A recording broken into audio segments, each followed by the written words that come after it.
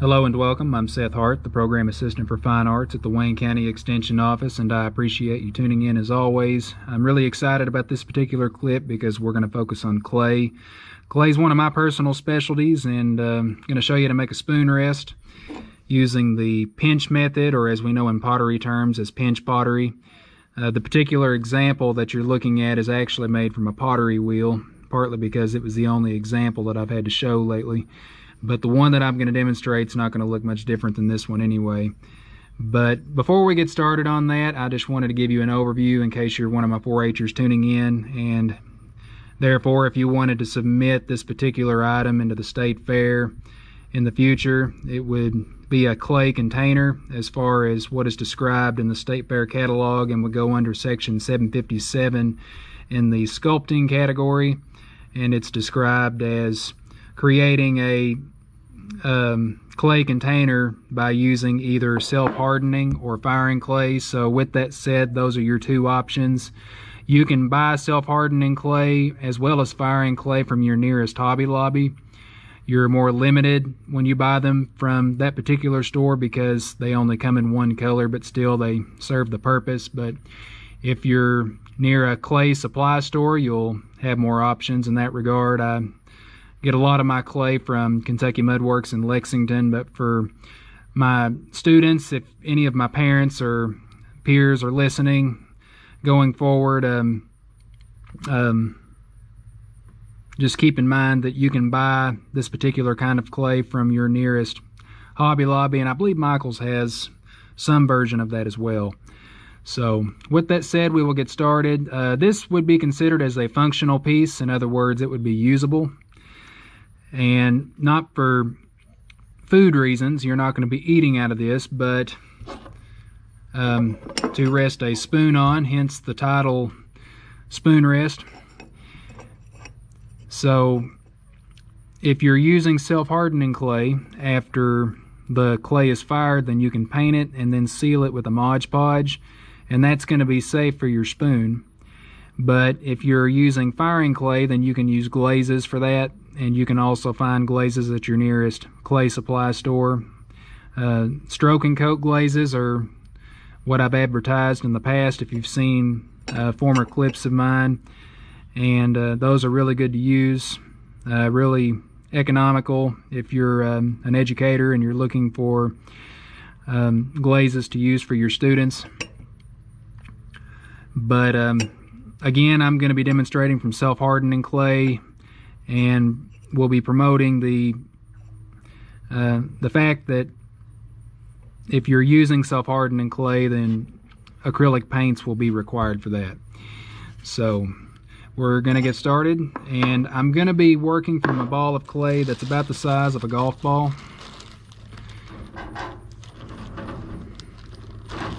Because in the long run, that's going to make it proportionate to the size of the spoon. So I'm going to be doing what's called wedging at this point, which basically means kneading. The reason why we knead it or wedge it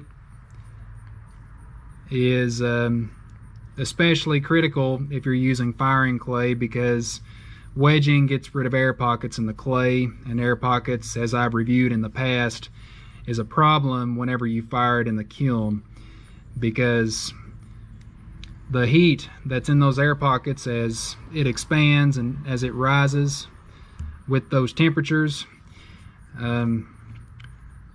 just like anything else in a closed-in space, if it has nowhere to go, it has no other choice but to break through, so your piece is destroyed in that matter. If that's ever the case, it'll break through your piece, crack it, and it will explode. So this is just a way to prevent that if you're using firing clay. Not as critical if you're using self-hardening clay, but wedging is still good because it solidifies the clay and makes it less lumpy to work with, and that just makes the job easier. So we're going to do that a few times, and then we're going to roll it back up.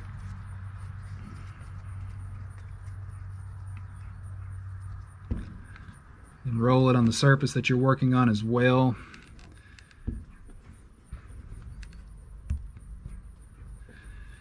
And at this point, I'm going to take both thumbs, push a hole into the center to where it looks like that, and then I'm going to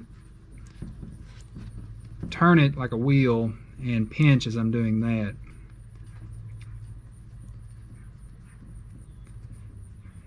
And that is why it's called pinch pottery, because you pinch the form. And I'm going to do this until the thickness overall is about 1/4 of an inch to 1/2 an inch thick. I don't want to get it any thinner than that, especially if it gets to be as thin as a sheet of paper, because it will be too fragile at that point and it will break more easily. And the rim doesn't even have to be perfect, so keep that in mind.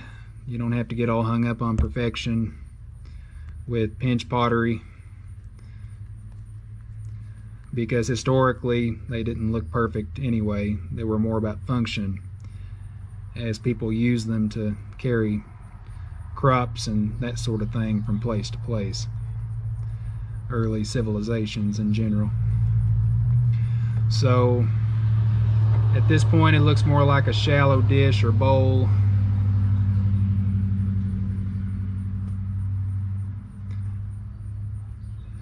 And to create a lip, as you see with the example that I originally showed you, because again the lip is what the spoon handle rests on.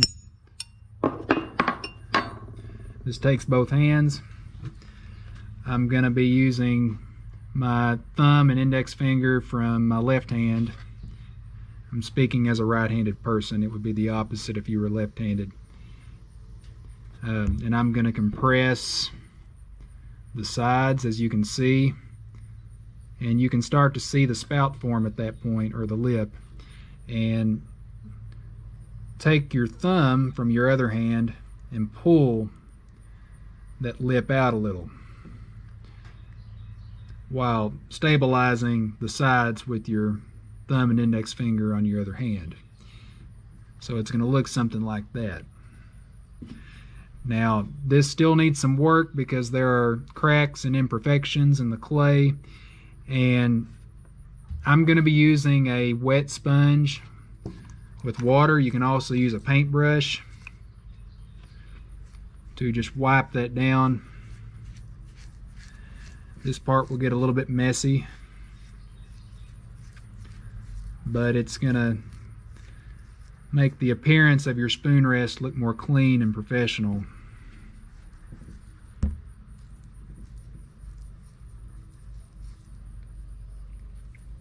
You can use your fingers to smooth it out as well.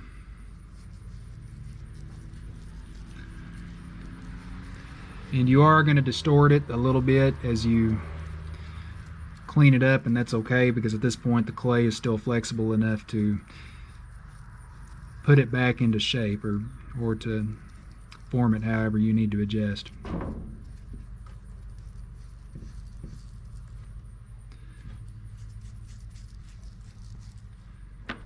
Okay, so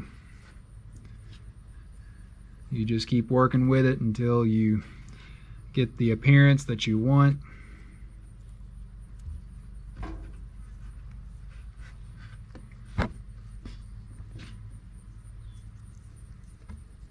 If you need to compress it again where the lip is to reform that, do that if necessary.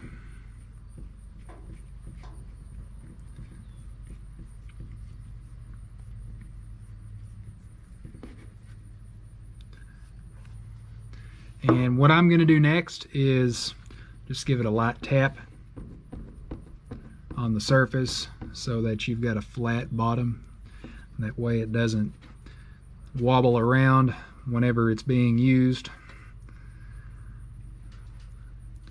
Or in other words, you're creating a more sturdy base by doing that. So at this point, as far as the basics go, that's pretty much it. I would encourage you to put your name on the bottom with a toothpick or a sharp pencil, anything that's sharp.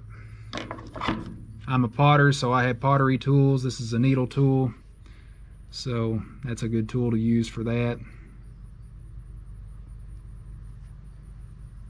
You can put your initials or your full name, however you choose. I would encourage you to put the year on it too.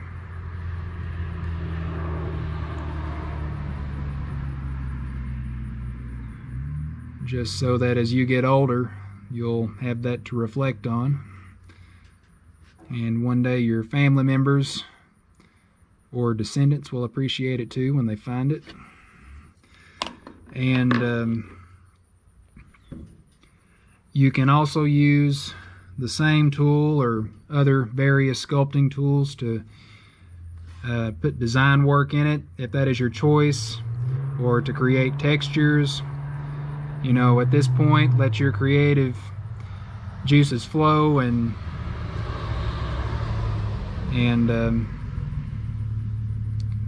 do as you please in that regard to make it look even more eye-catching.